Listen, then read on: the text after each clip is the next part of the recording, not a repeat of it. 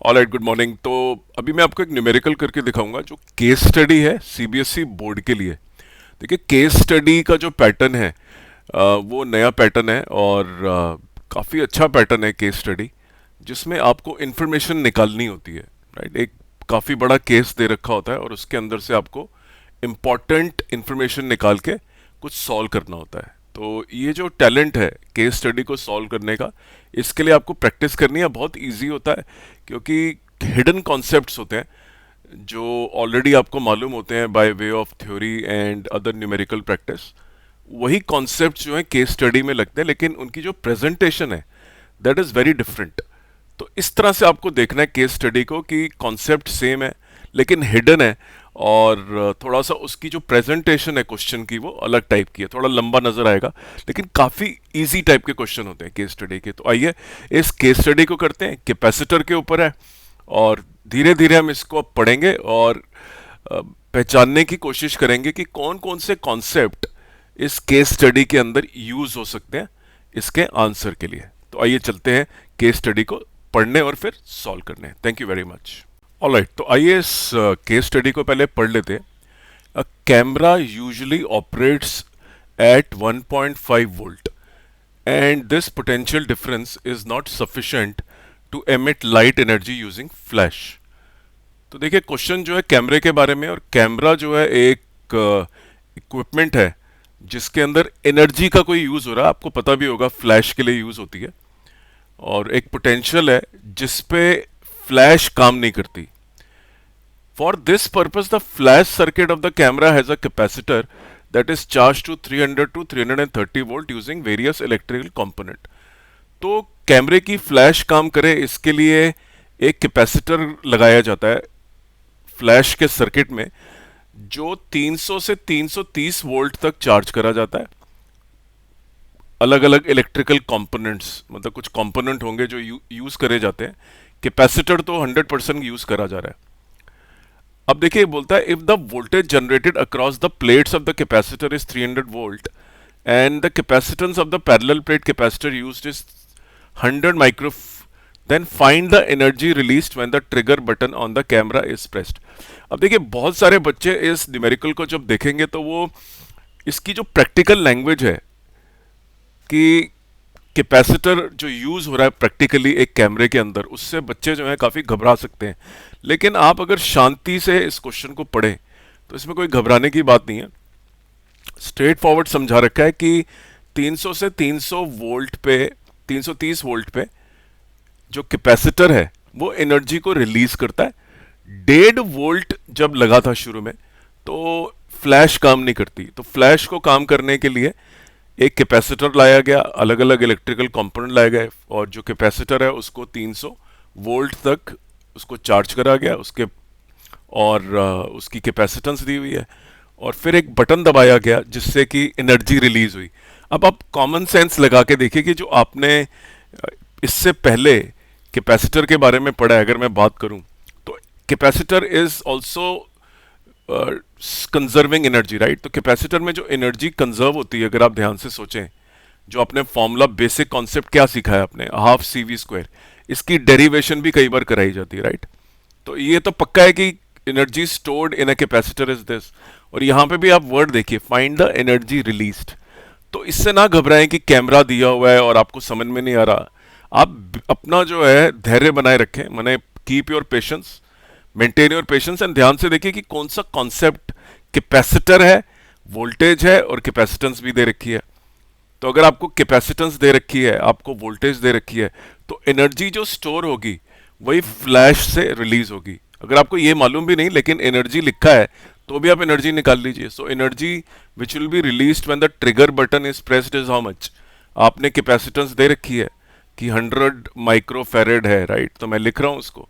Voltage जहां तक आपने कैपेसिटर को लेके गए हैं, आप 300 वोल्ट लेके गए हैं, और ये भी मैं डाल देता हूं इसके अंदर, राइट। तो देखिए, तो ये मेरा 10⁻⁻⁴ into 9 into 10⁻⁴ divided by 2 is equal to 4.5 joules, right. ये आपका -6, और ये 9 इंटू, ये 100 और 10⁻⁴ 10⁻⁶ हो जाएगा, पावर्स विल गेट कैंसल्ड, ये देखिए 10⁻⁻⁴ हो गया। 4.5 joule is the energy released. तो इसके लिए हाफ सीवी स्क्वायर लगाने के लिए अगर आपको कैमरे की वर्किंग नहीं मालूम है तो भी आप सॉल्व कर सकते थे, क्योंकि फाइनली वो एनर्जी ही पूछ रहा है। केस स्टडी में सिर्फ एक डिफरेंस होता है कि प्रैक्टिकल एप्लीकेशन दी होती है एक कॉन्सेप्ट की। तो इंफॉर्मेशन हमें इसके अंदर से निकालनी है कि कौन सा कॉन्सेप्ट लगेगा। उससे बिल्कुल नहीं घबराना हमको कि हमें प्रैक्टिकली कैमरा चलाने आता है कि नहीं आता। हमें कैमरे की वर्किंग नहीं आनी चाहिए, उसके बिना भी हम इसको सॉल्व कर सकते हैं बाय रीडिंग इट केयरफुली। अब देखिए इसने अगला सवाल पूछा है। अब किसी भी कैपेसिटर को अगर आप चार्ज कर रहे हैं तो उसके ऊपर चार्ज कितना आ गया, राइट। अब इसमें कैमरे की आपको नॉलेज की क्या जरूरत है। तो अगर मैं पार्ट ए की बात करूं, so Q is equal to C V, right. तो Q C मेरे को दे रखा है इन्होंने कि कैपेसिटेंस कितनी है, इट इज 100। और कहां तक ले गए थे चार्ज इसका, 300 वोल्ट तक ले गए थे आप, राइट। सो 3 इंटू 10⁻⁴ इंटू 10⁻⁻⁶ -2 कूलम्स। इसके लिए देखिए मैंने सॉल्व करा है, मुझे कैमरे की वर्किंग के बारे में नहीं भी मालूम है तो भी मैं इसे सॉल्व कर सका, क्योंकि मैंने अपना ध्यान सिर्फ चार्ज के ऊपर रखा और कैपेसिटर का इस्तेमाल हो रहा है। अब कैमरे की वर्किंग आती हो ना हो, लेकिन तो बहुत सारे बच्चे जो हैं अपनी पेशेंस लूज कर बैठते हैं कि कैमरे की वर्किंग नहीं आती थी हमें इसलिए हम सॉल्व नहीं कर पाए। पेशेंस मेंटेन करके रखेंगे तो आप ये सॉल्व कर लेंगे। पार्ट बी पे चलते हैं। पैरेलल प्लेट कैपेसिटर है, राइट। तो इसने दिया है कि हम जो कैपेसिटर है उसे बदल रहे हैं कैमरे के अंदर, और उसका जो डिस्टेंस है कैपेसिटेंस के, जो फिजिकल होता है, एयर होती है नॉर्मली, जैसे इसने कोई डाइलेक्ट्रिक नहीं दे रखा है ये वाला, area of the capacitance plate और डी इज द डिस्टेंस। इन्होंने अब क्या करा है कि 2 टाइम्स कर दिया डिस्टेंस को, right. If the distance between the parallel plate capacitor is increase 2 times, माने डी बिकम्स 2d। सो C1 की अगर मैं बात करूं, बाकी सब कुछ सेम है, इट्स इनवर्सली प्रोपोर्शनल। पहले ये था, अब पूछ रहा है कि नया कैपेसिटर कितना हो गया। तो आप देख ही सकते हैं इट इज इनवर्सली प्रोपोर्शनल। तो अगर आप डबल करेंगे तो आपका जो नया कैपेसिटर है it will be half of the previous capacitor. आप डिवाइड करके निकाल सकते हैं। क्या इसके लिए आपको चाहिए थी कैमरे की नॉलेज? नहीं चाहिए थी। तो जो क्वेश्चंस हैं केस स्टडी वाले वो देखने में लंबे लगते हैं, मुश्किल लगते हैं, लेकिन आप देखिए ये नॉर्मल क्वेश्चन से भी ज्यादा आसान होते हैं।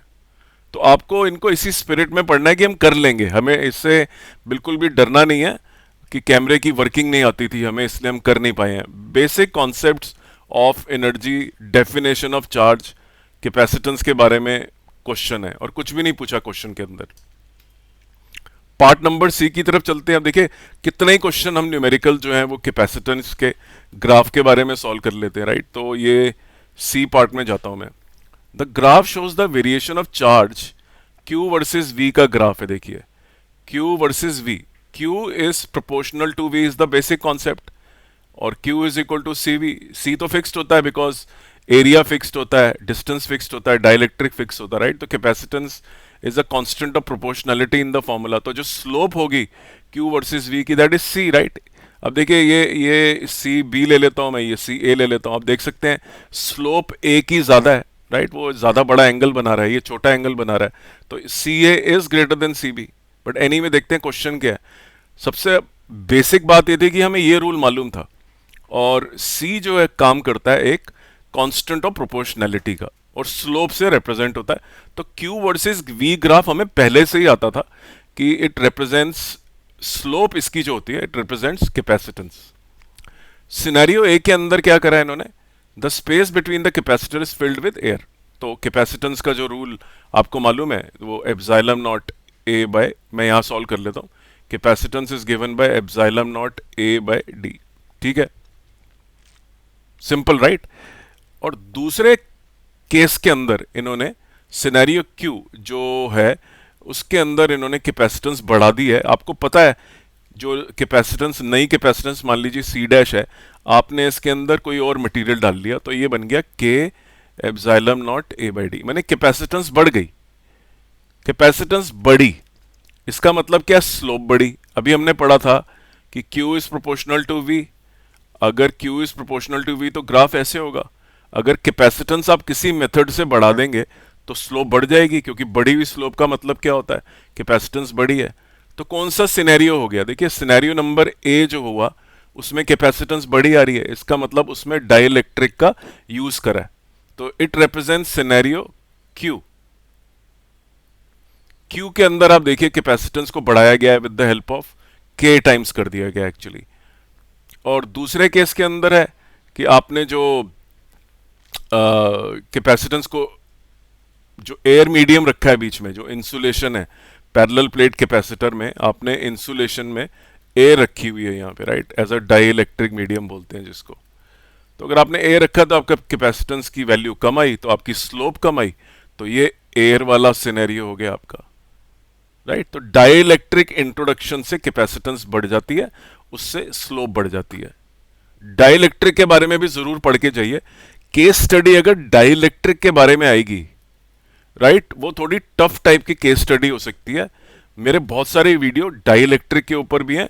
डाई इलेक्ट्रिक का मतलब होता है इंसुलेटर, ओके, और पोलराइजेशन का कॉन्सेप्ट लगता है इसके अंदर। इस वाले टॉपिक को अच्छी तरह पढ़ के जाइए। कई टॉपिक्स थ्योरेटिकल होते हैं, उस पर भी केस स्टडी आ सकती है। ये तो काफी न्यूमेरिकल ओरिएंटेड केस स्टडी थी। कई टॉपिक्स के ऊपर क्वालिटेटिव क्वेश्चनिंग हो सकती है। तो आप इंसुलेटर फॉर एग्जांपल अच्छी तरह पढ़ के जाना है आपको, राइट। बहुत मदद करेगा आपकी अगर आप डाई इलेक्ट्रिक के बारे में ही पढ़ के चले जाते हैं, जहां पे डाइपोल मूवमेंट और कैसे एक इंट्रोडक्शन ऑफ के की वजह से कैपेसिटेंस पे क्या फर्क पड़ता है, इलेक्ट्रिक फील्ड पे क्या फर्क पड़ता है। वहां न्यूमेरिकल से ज्यादा क्वालिटेटिवली आपको समझ होनी चाहिए कि माइक्रोस्कोपिक लेवल पे क्या हो रहा है। तो जरूर आप डाई इलेक्ट्रिक के बारे में पढ़ के जाइए। तो उम्मीद करता हूं इस वीडियो के जरिए आपको ये मालूम चला कि कैसे आपको न्यूमेरिकल सॉल्व करने केस स्टडी के।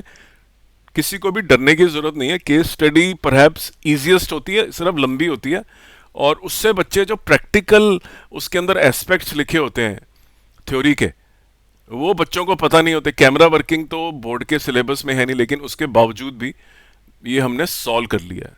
तो उम्मीद करता हूं आपको ये वीडियो पसंद आया तो इसे सब्सक्राइब करिए। इस चैनल पे करीब 2300 वीडियो ऑलरेडी हैं फिजिक्स और केमिस्ट्री और मैथ्स के ऊपर। सारे वीडियो को देखिए। बोर्ड की अगर आप तैयारी कर रहे हैं तो आपको reasoning, assertion, numerical, fill in the blanks, हर मैच द फॉलोइंग, हर टाइप के क्वेश्चन मिलेंगे। और इसको लाइक करें वीडियो को, और आगे शेयर भी करें, क्योंकि बहुत सारे बच्चों की हेल्प होगी और फियर जो है फिजिक्स का बहुत कम हो जाएगा इस वीडियो को देखने के बाद। तो thank you very much and I look forward to talk to you.